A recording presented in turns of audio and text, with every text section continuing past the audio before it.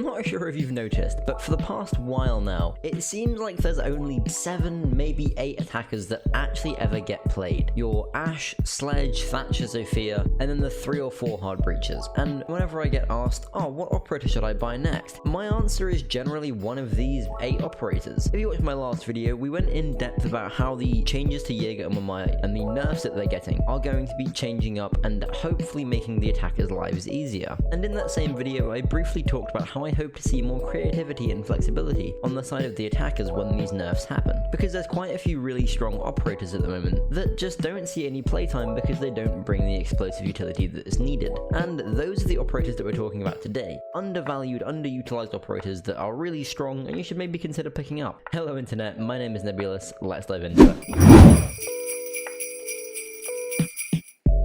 If you do go on to enjoy today's video, please consider leaving a rating down below, and if you enjoy the content that I create, maybe consider subscribing to the channel as well. For our first operator, I want to talk about our favourite one-eyed Brazilian, Capitão. Capitão is a perfect example for this video of a strong operator who didn't receive a nerf to his primary gadget or his weapons, but still fell out of meta and basically became almost irrelevant. This is because while he's quite a strong operator, at the start of Year 5 Season 3, Ubisoft removed Capitão's flash grenades in place of the new secondary hard breach gadget. This meant that even though his smokes and firebolts never changed and are as strong as they ever were, because Capitão could no longer burn through the defender's utility, he lost his place as a viable operator. Even though I think you could argue that his hard breach secondary gadget made him a bit stronger, more versatile operator, because he can now be more self-sufficient on maps where he's strong, like Clubhouse, Cafe, or Consulate. Capitão's main strength is, funnily enough, his primary gadget. His main role as an operator is area denial, the same as a smoke or Tachanka on defense, and Capitão is really the only attacker that can effectively accomplish that role. Capitão excels on bomb sites where it can be awkward to flush defenders out of a bunkered down position, or for denying the defenders the ability to hold a position and a crossfire against your team. In the same way smoke is used to deny the attackers planting, Capitão is great at stopping the defenders doing that, and that is why he's a great operator for bomb sites that are more execute heavy. Execute heavy, which here means bomb sites like CEO Meeting on Consulate, Bar Cocktail on Cafe, or Aviator Games on Villa. Bomb sites where the entrances can be easily crossfired by the defenders, meaning that the ideal way for the attackers to enter the site is by heavily committing a lot of utility and pressure in through 1 or 2 entry points, like using Capitão's smoke bolts to cover lines of sight and fire bolts to force the defenders out of their anchored positions. Next up, let's talk about Ayana. She's a fairly new operator that was released with Year 5 Season 1 that I think a lot of people underutilize, or at least don't recognize how strong she can be. Ayana has a pretty well-rounded kit, having access to both the G36C with a 2x scope and the ARX with an ACOG, as well as having frags or smoke grenades. Now when you combine that kit with her primary ability, the Replicator, that can be used to gather infinite information on the defenders, it makes for a very well-rounded, reasonably strong entry fragging operator. Well, if Ayana's as strong as you say she is, why doesn't she get played more? Well, for the same reason as most operators in this video, she has a lack of utility for attacking a lot of the bomb sites in the current meta. But this doesn't mean she's useless in our current meta. In fact, Ayana can be very useful on larger maps that require a lot of drone work. A map like Villa, for example, where generally you enter into the building from away from the bomb site and have a lot of rooms to clear in order to take the necessary map control. The same goes for maps like Theme Park or Coastline, maps that have a lot of rooms that the attackers need to drone out and clear. The reason Ayana is so useful in this role is because her Replicator is so useful and efficient at gathering intel. Having an infinite amount of charges frees you up to utilize your drones differently to how you would normally, allowing them to hold your flank or maintain vision over an area of the map, instead of having to rely on keeping your drones alive to drone out the defenders' positions. Ayana is also great at roam clearing because of the movement speed of her Replicator. You can clear rooms and areas of the map incredibly efficiently, while not having to worry about potentially losing your drone to a defender. If you've ever watched any amount of my content before, you'll know that information is the strongest piece of utility that you have access to as an attacker, and information gathering is the strongest part of Ayana's kit, and can give you a strong advantage over the defenders when she's used correctly.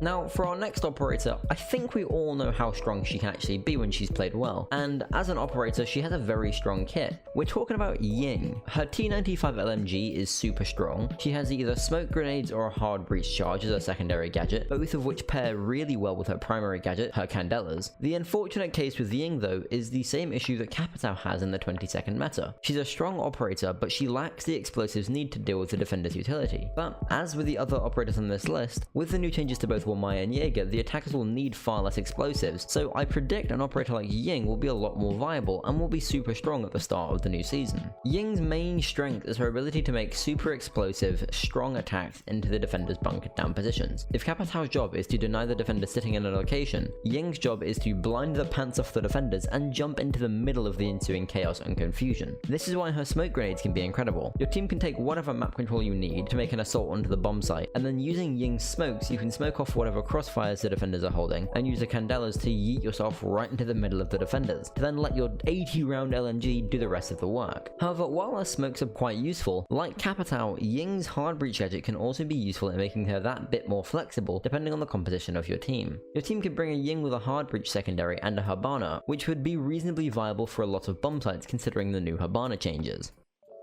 So that rounds up the main 3 operators I wanted to cover in today's video. However, there's a couple more ops that I don't think see enough limelight. The first of which being everyone's favourite Mr. Press 4 and Win, Lion. There's a few reasons I believe Lion to be pretty stonks at the moment, the biggest reason of which primarily being his EE1D. While it isn't as busted as it used to be back in the day, it can still be really strong if you activate it when you're playing as a stack. You can play Lion and go somewhere completely different on the map to start applying pressure to the defenders, and then just have your teammates ask you to pop the scanner whenever they need. This is the unfortunately busted thing about global gadgets, but it is what it is. What makes Lion a great operator in the current meta though, is his access to the secondary hard breach gadget. The combination of both his EE1D and the hard breach charge are what make Lion such a strong split pusher, because as I said, Lion can make progress towards taking valuable map control that the team needs, like getting into the map and opening a reinforced hatch or whatever, while still being perfectly able to help your teammates catch roaming defenders elsewhere in the map with his EE1D.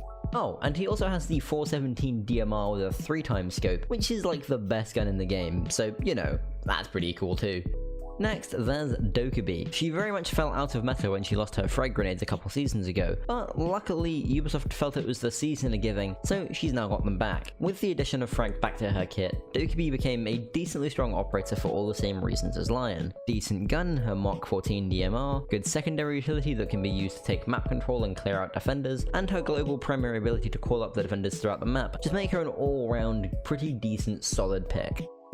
Now, for our last operator, I just want to touch on him real quick, because I don't think he's undervalued in the same way as the rest of this list, but I just think more people should learn how to play Maverick. I think plenty of people play Mav, but not that many that I see are super proficient with his blowtorch, and often struggle to open reinforced hatches or walls. He's, in my opinion, the most versatile hard breacher, purely because his blowtorch can ignore any form of wall denial, so he's arguably the most independent of the hard breachers. Combine that with his frag grenades and M4 carbine, and it makes Mav an all-round great operator that I think you should consider learning and playing more. Anyway, that about wraps up today's video. I hope you enjoyed and learned a thing or two. If you did, please consider leaving a rating down below, and if you do enjoy my content, maybe consider subscribing to the channel and ringing that notification bell. If you want to see more of my face or have any questions, comments or concerns, come by and catch me when I'm live over on twitch.tv, and if you're ever looking for people to squad up with, folks to chat to, or anything of the sort, consider joining our community Discord. If you're interested in any of the aforementioned things, links are, as always,